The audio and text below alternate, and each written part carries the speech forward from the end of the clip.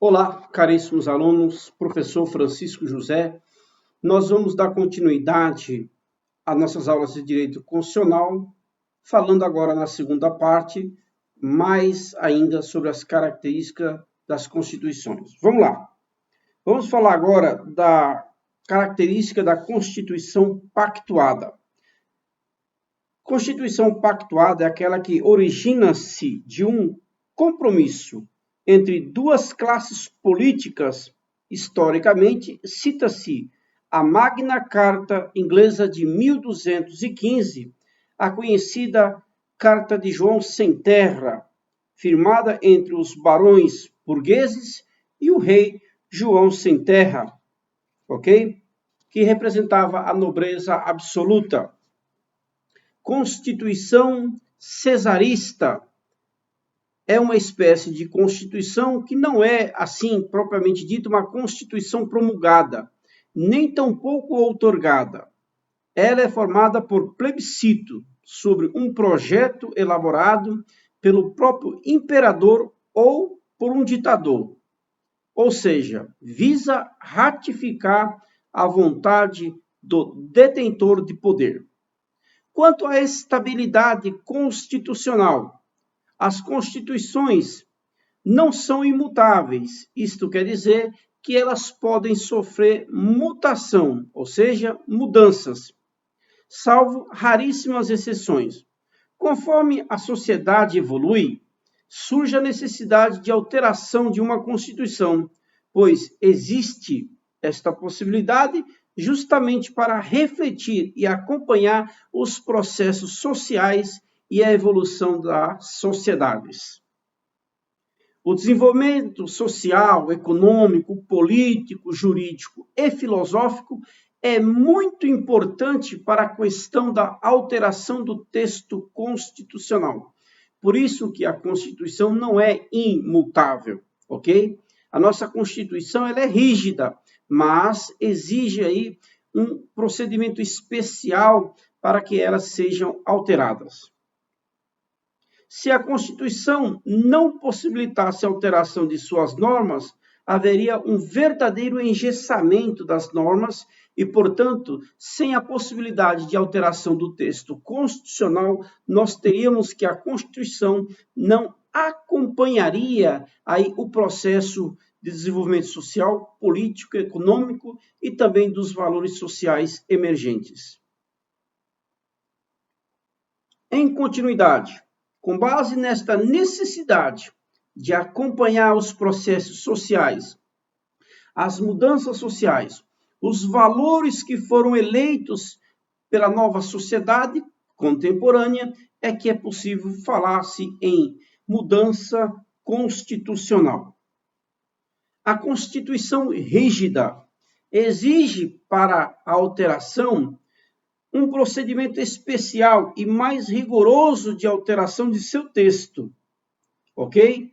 Portanto, as normas existentes no ordenamento jurídico, essas normas de cunho puramente constitucional, exigem para a alteração de seu texto de um quórum especial para a sua alteração, aquelas espécies normativas tratadas no artigo 59 e seguintes da Constituição Federal, refere sobre as exigências no processo legislativo para a mudança do texto constitucional, especialmente por meio das emendas constitucionais.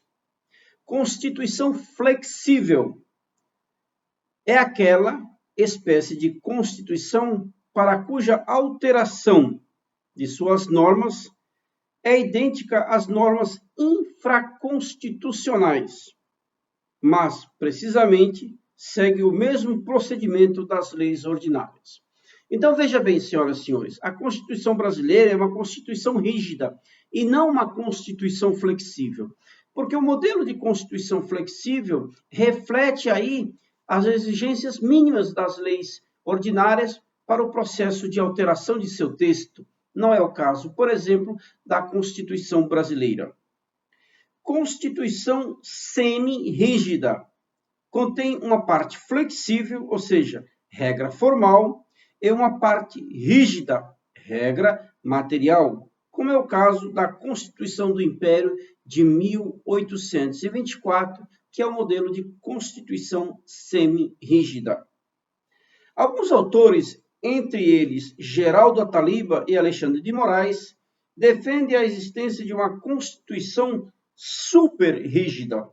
Nossa, super! Vamos lá.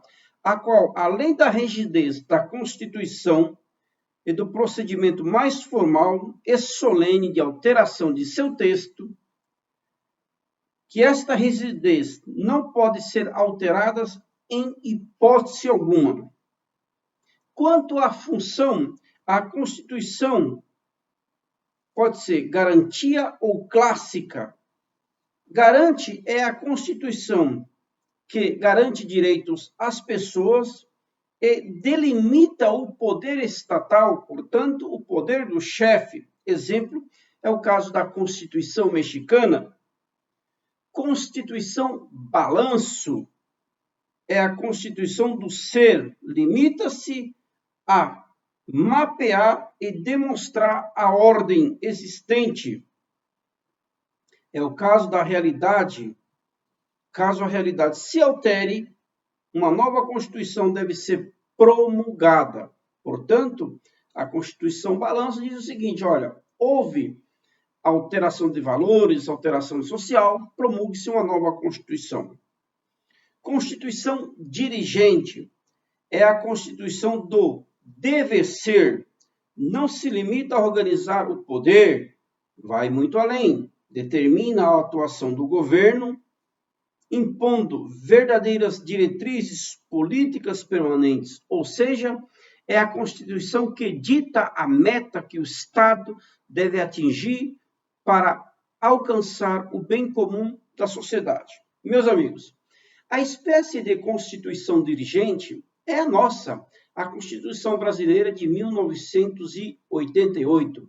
Ela estabelece uma série de metas e de ações que devem ser perseguidas pelas autoridades públicas e, mais, exige a eficácia em sua implementação. Uma outra espécie de Constituição, quanto à extensão, Constituição concisa ou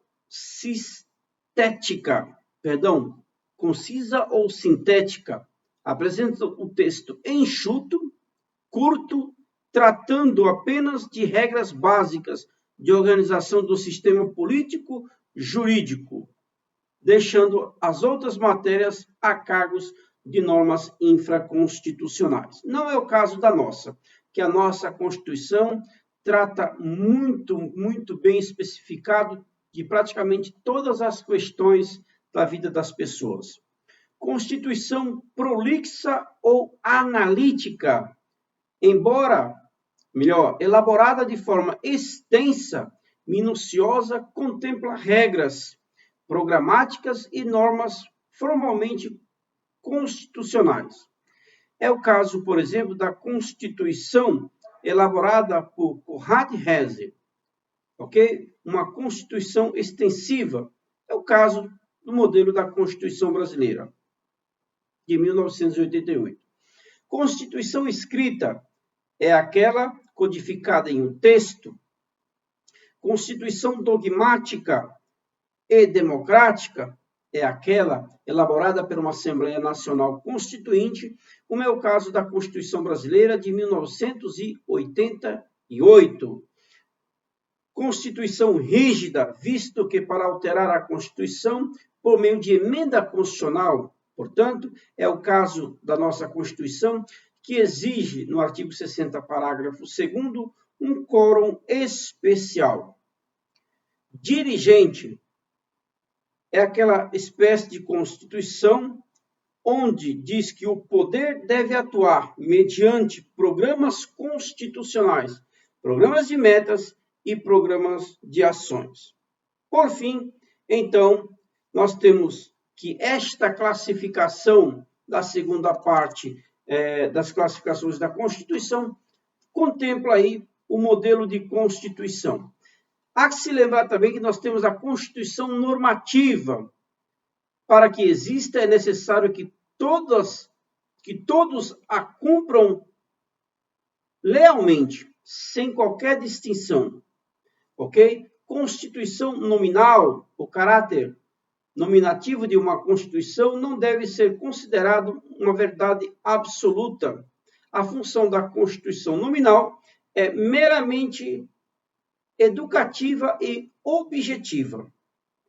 Por fim, a Constituição semântica, embora seja aplicada, a Constituição semântica tão somente reflete a vontade exclusiva dos detentores do poder, tá? Então é importante aí que vocês gravem bem a classificação das constituições da aula primeira e desta aula segunda, para que vocês compreendam o conteúdo, a estrutura e a forma de rigidez da nossa Constituição. Um abraço e até a nossa próxima aula.